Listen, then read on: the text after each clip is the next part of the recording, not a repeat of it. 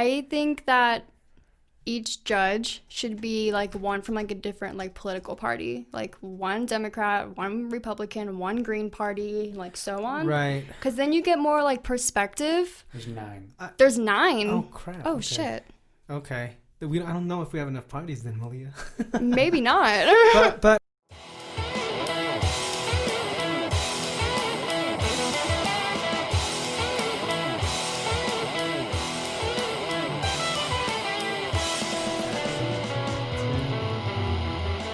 Action. And we are live. fuck yeah. Not really. Hell yeah. Live, everybody. So welcome to another exciting episode of the Millennial Experience. Today we are joined by a very extra special guest named Malia Glacken. Hi. Hi, She's Malia. also my partner, and she's awesome. So we're excited to have a chance to have you on the podcast finally. Thank You finally worked up the courage. I did. This is going to be awesome. So anyways, what do you guys want to talk about? Man, I can only think of like my future decisions right now. Normally I come in blabbing, but I walked in talking to you about my problems instead. There's too much real life stuff going on. But What were You we? Sorry, go ahead. oh no. Sorry. If you guys were gonna bring something up, then go for it. What we've been having kind of some deep discussions these last couple days.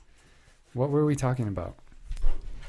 Is Mario better The than election, Sonic? Oh. because the Supreme Court Justice. Oh yeah, Ruth Bader Ginsburg. Oh died. man, R.I.P. So what does that mean for this country? Does Trump get to now appoint someone, or is it the next president that gets to appoint someone? Yeah, so I heard that there's a strategy where if you appoint the right judges, executive power is basically OP. Mm-hmm. And I think I one of her quotes, she said she was making sure that her position didn't get replaced until she saw a different president, which was quite sad to see. A lot of people were pretty bummed out about that. But yeah, I think Congress, I mean, they've been, I don't know what the rules are, but my understanding is that they've been kind of playing dirty and doing their own rules when it comes to And the getting Senate judges in. too. Well, doesn't the next president get to pick who's Yeah, so on the board? I think he picks and Congress like interviews them and then they vote. But again, if you have a majority house that's Democratic or Republican, then all of that crap gets thrown out the window. Because there was 5 people, right? And then 3 of them died. Well, no. I think just her, right? I thought There's 3 people died. no. Okay. It's just I think there's 4 other justices still, but I think 2 of them are getting close to either resigning or retiring. Oh, Within the maybe I next got couple them like years? mixed up. I'm not positive. Don't quote me on that. But Right, Okay. but maybe what you saw was that there's a couple of positions that are going to be opening up. because right? Yeah. leading up to this election, a lot of people have been talking about like they're afraid Trump's going to get to appoint 2 more justices, and I Right. didn't know if that means the current justices are planning to retire in the next couple years or what. Right. I don't really know what, but now there's definitely an open spot that I think Trump could legally fill before the end of his term. Right. I think he can, which is fucking scary. Yeah. Yeah, and that's where I wish I knew more about what they're allowed to do. But then again, if you have lawmakers making vague ass laws, then of course they got to leave wormholes for themselves somewhere in there. Yeah. That's always been a mystery to me. Yeah. Like that was part of, I think, the Federalist Papers that Alexander Hamilton wrote, where he and my brother Micah, who we had on the podcast last week, was talking about how in the Federalist Papers, those are some of the things they laid out, is that whenever a Supreme Court justice is appointed, it's their job for life, like Right. until they die, or quit. No one can just like vote them out or anything. Did the founders explain why that was the most ideal way to do it, like a lifetime appointee? I think probably within the Federalist Papers, It'll probably they say- wrote out why, but I fail to see why, at least now, why it's important for that to be a rule. Like, what other position is there that's like that other than some dictatorships? That's what's weird to me. You're right. Because when you think of president or governor and stuff, the people have a chance to refresh ideas. Maybe someone different will work out. Okay, we'll keep them 18 more years. But you're right. When it's judge and a judgment, it's permanent, almost as if the laws themselves would never, ever change. But they have to. Especially with evolving technologies. Mm-hmm. 2020, like where we're at now compared to like the 18 and 1700s, everything is just so different now. Yeah. We need to like update a lot of the shit that we have in this country. And the founding fathers knew we would have to. That's why they left it open for us to be able to make amendments. Right. Yeah, because you're right. Because monarchies are the ones where you have your lifetime of appoints. Yeah. Yeah. Jeez. So we need some amendments. In my opinion, I think Supreme Court justices should be like any other politician, any other political, especially with the amount of power they wield. Like, they're kind of the last line of defense for a lot of things.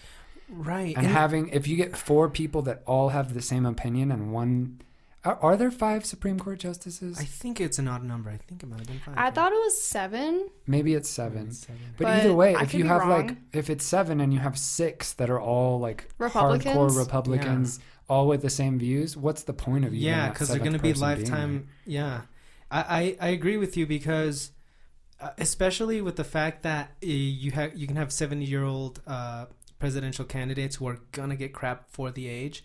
You won't hear it so much from the media now because that's our only options, and it's like, yeah, they're both old. Nothing you can do about that. But the fact that you had judges like turning 80 in a position of critical judgment like that.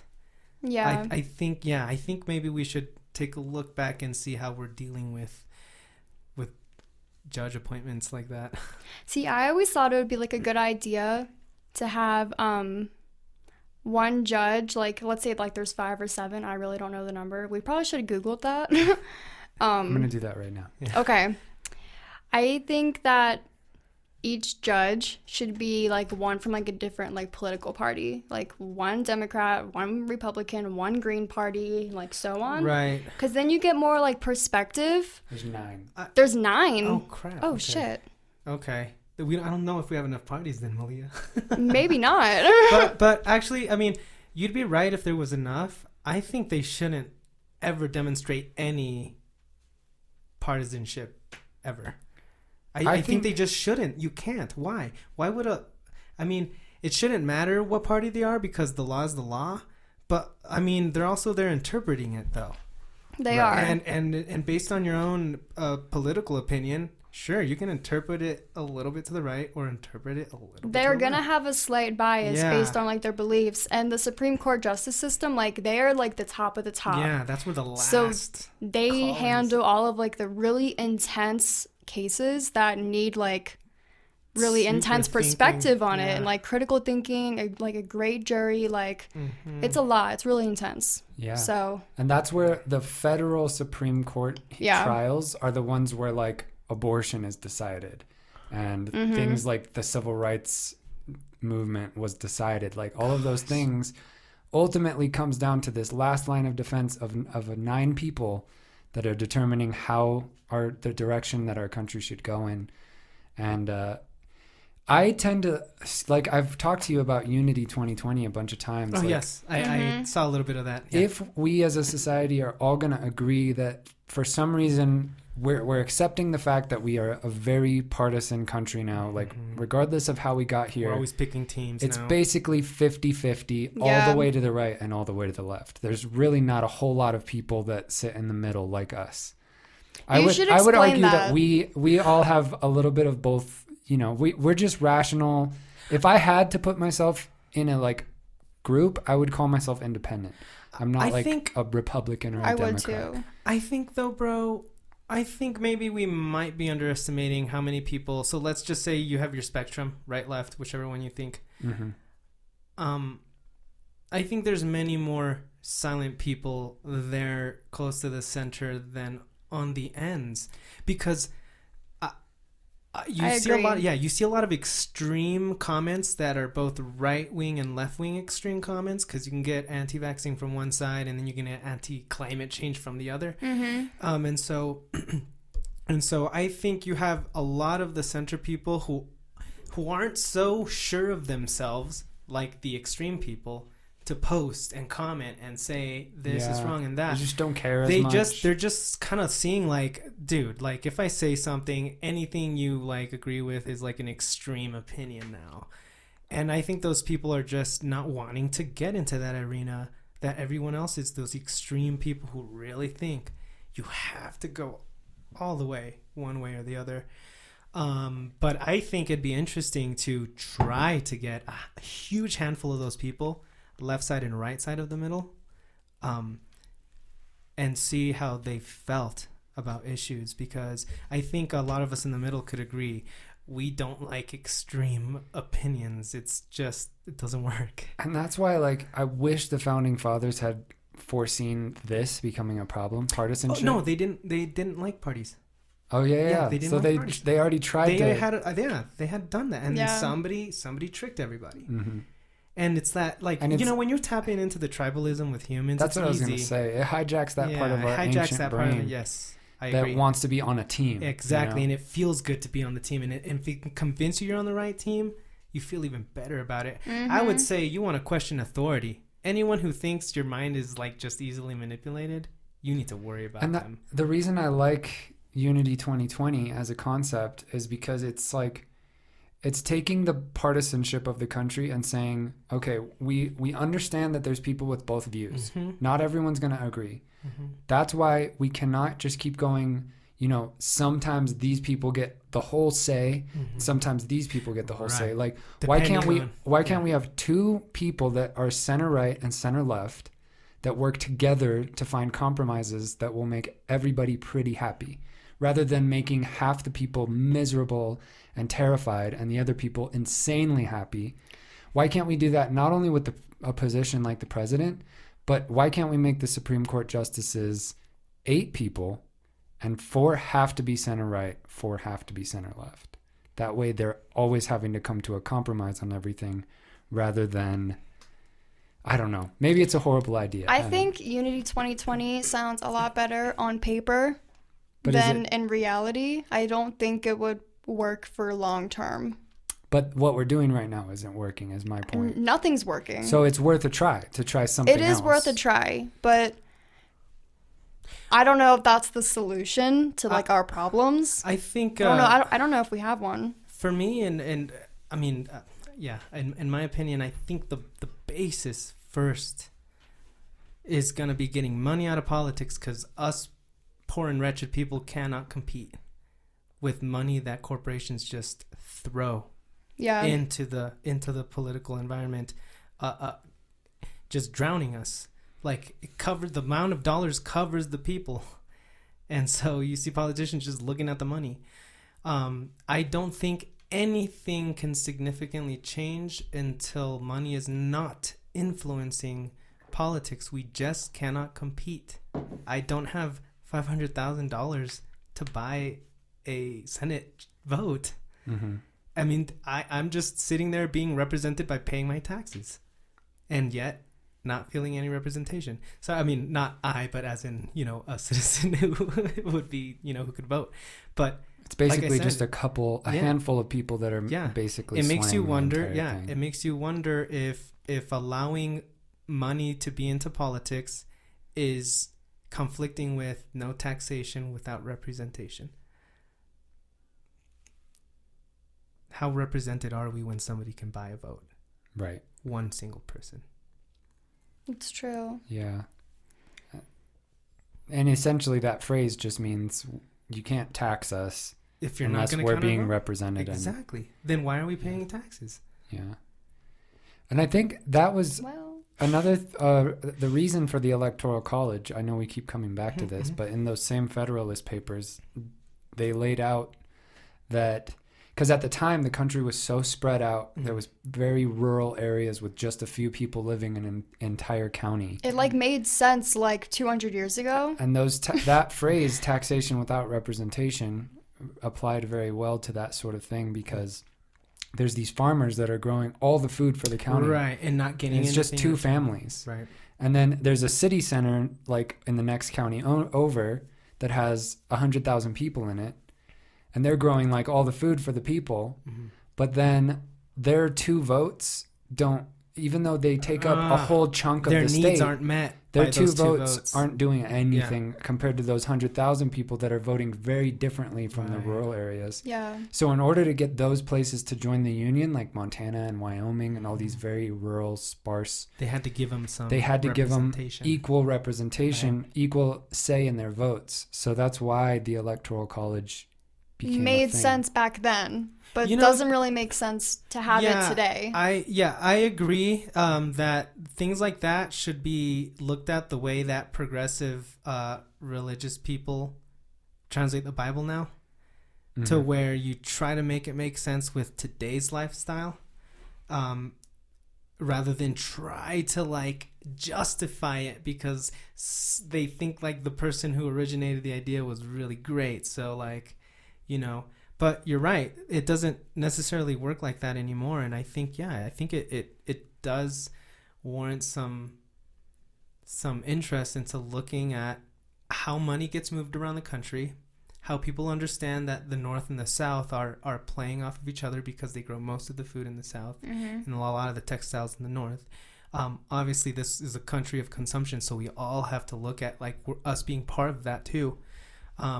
And yeah, I think we should start looking at the best way to represent everyone. But you know, it's the tribalism is always just gonna get in the way because people are just not gonna be able to let it go.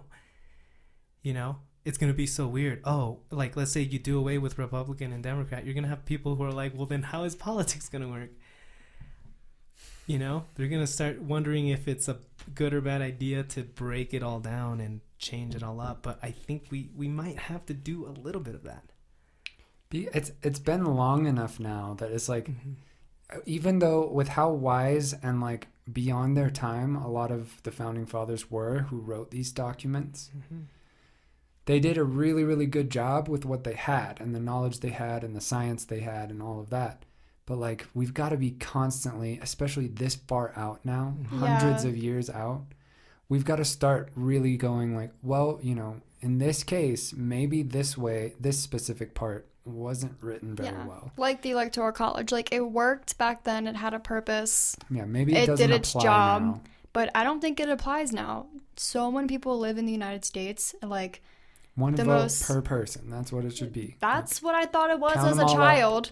Yeah. But that's not the way that it works. But Yeah. that would make like the You're most right. sense, That's the right? basic idea we all grow up with. Yeah. Yeah. It's like one vote, one person. Which like, is almost that's innately it. makes sense to you, right? Like It like, should. makes Yeah, sense. it makes sense, but I don't know why it's not that way. Do we need to take an intermission? Yeah, good call. We're going to take a quick break. We'll be right back.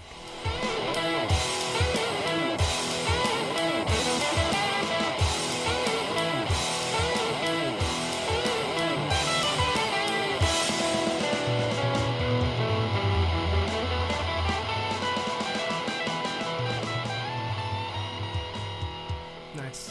And we're back. We're live. So something Eddie and I have wanted to start doing for like the second part of the podcast is whoever the guest is, asking them, we want to find a couple of like really cool questions that we just ask to everybody. So it's like a recurring theme. Ask me. I think the most interesting question, in my opinion, is where do you think the universe came from? Or what is the meaning of life? Or what do you think's all going on here? Like, Yeah, I like to ask whether you think you or any other part of this world has any purpose cosmically. okay. Okay, so can I have I want to one make it question a at little bit time? more open-ended. Like, Oh, just coffee. what do you think this all is? What do you Yeah. think What do I this all think it means? is? Where did it come from? Like that sort of thing. Just what are What does existence mean to you, I guess? Yeah. What do you What make does of it? existence mean to me? What do you make of it? What do you opine? I think existence, the purpose of existence, is just to experience and to just be. because I don't know anything else other than that to how to live my life. If I didn't know to live to experience and to live to be present, I don't know why else I'd be here. And I think that goes for everyone. I think we're all here to experience different experiences and grow and learn and connect and share with others and just live as we are, do our best, and yeah. And where do I think the universe came from?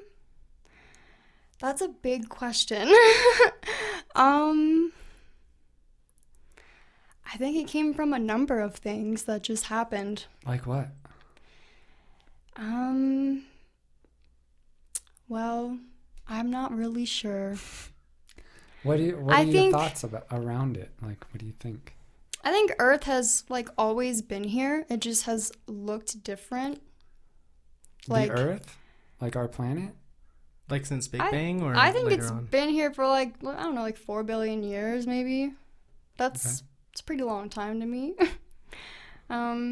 I was referring more to the universe, like existence. Oh, not just our planet, just living as a whole. Yeah, planet's part of it all. But where did the universe come from? Yeah, because I think the universe has just always been here. It always just has been. And life has just evolved in it and on it and around it, and so have planets and stars and whatever else is out there that we're not sure of. But yeah, I sometimes think not everything has to have a reason for just existing. Sometimes things just are, and they're just here.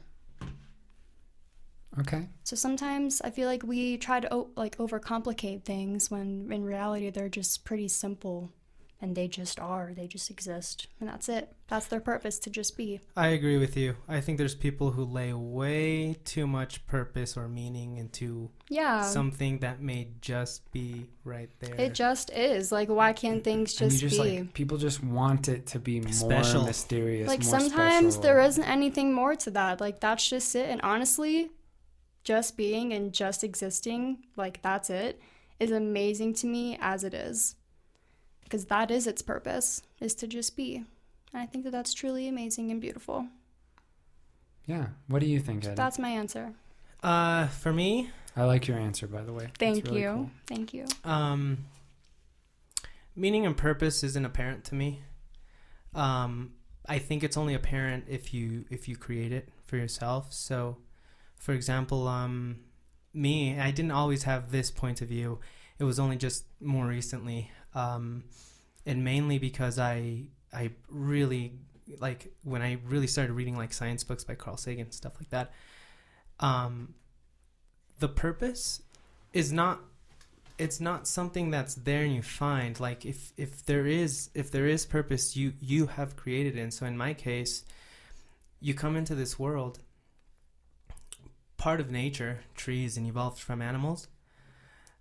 And I think one of the best things you could do with a brain that thinks this much is learn about the nature around you as well as you can, because I can't think of learning about anything I can't think of living your life not knowing how nature was, because you had grown up as part of it, and we left it at some point. And I think when you learn about animals and trees, and I grew up watching a lot of Nova shows, so I was a huge fan of those animal shows. David Attenborough, a huge fan. My only connection through a TV screen to the rest of the world. I am jealous of someone like David Attenborough, who for 50 years just did nature, was in nature, swimming, I climbing. think that's what we're all supposed to be doing. We're not supposed to be working 9 to 5 every day, just barely surviving and scraping the bottom of the barrel. I feel like we should all be out building our own communities and houses and growing our own food, just living organically and naturally. That's when I feel the most myself, is when I'm out walking in nature, I'm camping, finding herbs in the grass and plucking it and just using it in food. That's when I feel most myself, and I feel like a lot of other humans can relate to that, because that's basically like where we came from, like doing those types of things, you know, hunting, gathering, like building shelters, like things like that. So it kind of makes sense as to why we feel, at least I feel, so at home doing those types of activities. Yeah. But you wouldn't want to be lost in the jungle, right? I mean, Because if you really go back yeah, far you're gonna enough, have to eat animals. you're right. Yeah, I mean, yeah. we're vegan. But no, I wouldn't want to be lost in the jungle. I would build shelter. Like, I wouldn't get lost. I would establish like a little territory and be like, this is like my little space. Like, See, like for me, I can fully respect the fact that hunter-gatherers probably overall had much less anxiety, much less depression They than did. anyone living today. they also lived in like But the sunshine. at the same time, I've become so accustomed to the way that we do things now that I want to go back, but not that far back.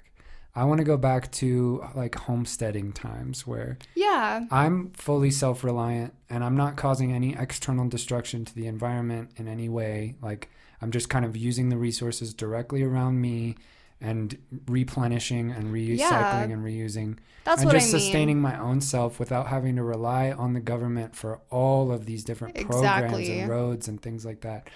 And collecting my own water, collecting and growing my own food, like building my own house, all of those things. But that's to me just kind of like a midway point between where I want to go back there, and I know I would be a lot happier, a lot I think less so, stressed, too. a lot less anxious. And that's why we because- plan to like have our own property, build a tiny house, make our own garden. Like, Yeah. yeah. Just because the structural integrity of the way that things are set up now, it's created this environment of like, you have to worry about so many things constantly, so many external future things that aren't Yeah. affecting you right this moment, but constantly worrying about your future, your retirement, where you're going to live, what you're going to do tomorrow, whether or not you have to go to work and what you're going to have to wear. You got to be clean cut. Like there's just all these things to worry about. And What I do you want think- less of that in What do my you think life. stops people from just quitting their job and leaving their house and then living out in the woods? Anxiety, Living money, out in worries. the woods or like Or in living, a little living house let's or say something? living out off the land without creating CO2. I think the lack, first of all, no one knows how to build a house properly. Yeah, we are not No taught one- these things No growing one up. has the resources to build a house. Mm-hmm. Like in theory, I could just go out into the forest and cut down some trees and like pile them all into a house-shaped pile and sleep under them and stuff like that. And I'd probably be fine for what it is. Yeah. Like I said, I like think it's a little bit harder than we've been evolved now, because I would say I agree with you guys if I'd been born in a tribe 1,000 years ago and that's what I learned to do. Yeah. But I think it's education. yes, answer I you. It think is. I think we have enough science to know how to do. We have a good enough technology to do the things right and minimize CO2. For example, if we have electric cars, why aren't petroleum cars in a museum yet? Who is wanting to keep petroleum cars still alive? Who? And what materials we're using to build our homes? Can we really not like stop cutting down trees? And I think our demand for technologies, though, and again, it's because we've been raised so like, look at us. We have to be surrounded in a house. We are a delicate species. We're freaking almost useless. Can't dig, can't fly, not strong, not fast. We can run longer than any other animal, but I guess that's good for running away. Only some of us who have been Yeah. practicing that, And though. We're super incapable, delicate species. I think the only powerful thing about us is our brains, because there's a lot of manufacturing that gets done that isn't even with our own hands anymore. We've built machines that do this work for us. Yeah. And so I don't see why these machines can't help us have a world where we're not producing CO2. We're already here. It's like putting people out in nature.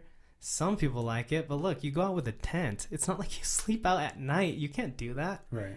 You cannot do that. You are way too exposed, way too delicate. You're going to get like freaking bit by a snake or something. So we hate it when ants come all the way up here. When we find scorpions, fucking horrible. Yeah. And so I think I think I would agree where if I'd been born at that time, I think I would not have the stress of tomorrow because you were always just looking for the food of today. And you'd be educated growing up how to find water, say. fruits, and how to survive, and that would be a different time. But I think it would be very hard for people to transition back to nature versus I think making it progressive and tying our nature in with our homes because we're obviously incapable of living and that's outside. what I mean, like by finding a middle ground. Like I want to go back as far as I can, just because I don't foresee with the state of the world, the way that people's consciousnesses are, the partisanship, all the money in politics, like the oil companies, like you said, still forcing us into gas cars. Like I don't foresee within the next century anything getting better, only getting probably worse. So what I'm saying is worse in what way? Because I think more CO2. I think climate change is the only thing that's going to get worse, and our technologies are going to just forcefully adapt because necessity is what's going to make us change. There's going to be a lot of necessity. If we were all raised in like a way that we were being raised to be self-sustainable, self-reliant, independent, doing these things wouldn't feel so scary to do. But I think in that context we are living in that past because, like, for example, let's say we do a full stop and this generation decides I'm going to teach my kids to live off the land. So it's like this is the last generation that lives in a house.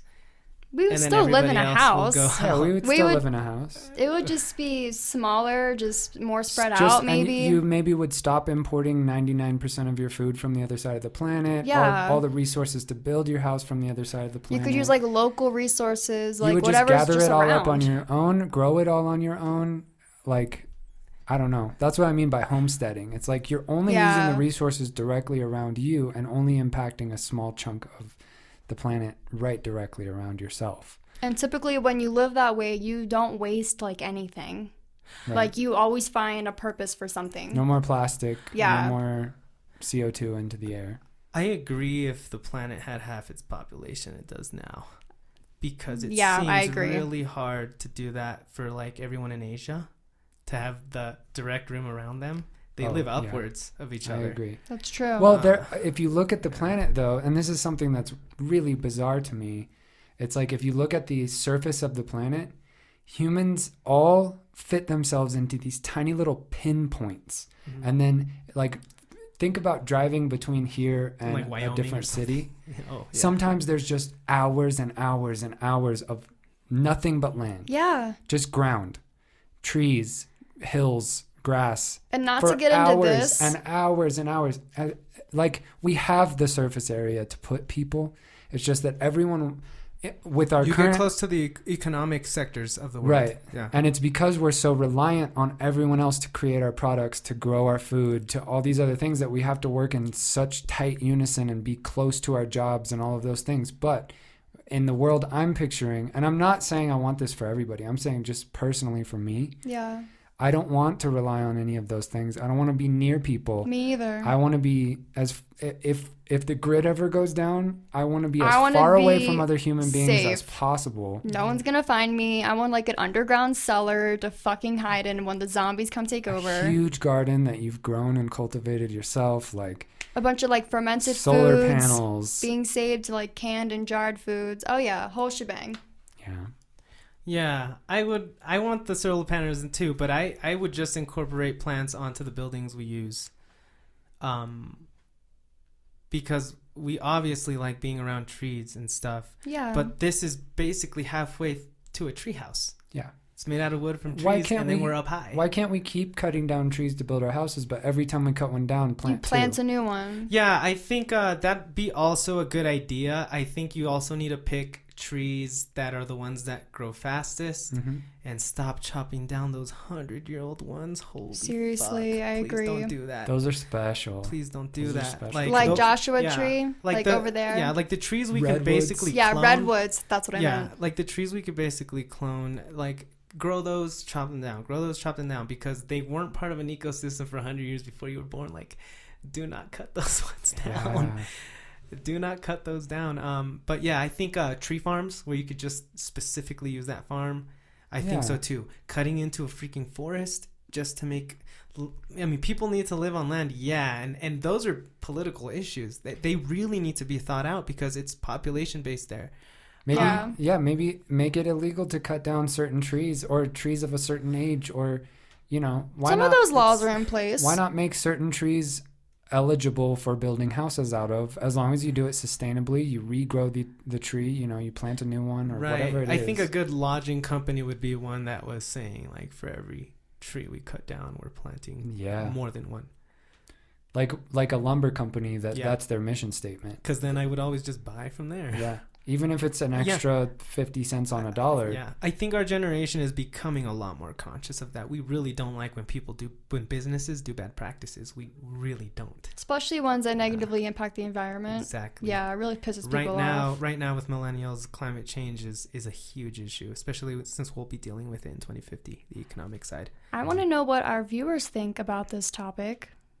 Yeah. What they think about Unity 2020 and what they think about self-sustainability and how they would go about it. So let us know. Yeah. Like, subscribe, let us know. Comment below. Share with all your friends and ask them what they think. Hit that sub button. Hit that Smash that like button. Drop a comment. Hell yes. And thank you so much to everybody who listened to this podcast. Yeah, this was fun. Thanks for having me. Thank you, Malia, for being on the podcast. Yes, thank you guys. Hell yeah. Everyone stay safe. We love you. See you next time.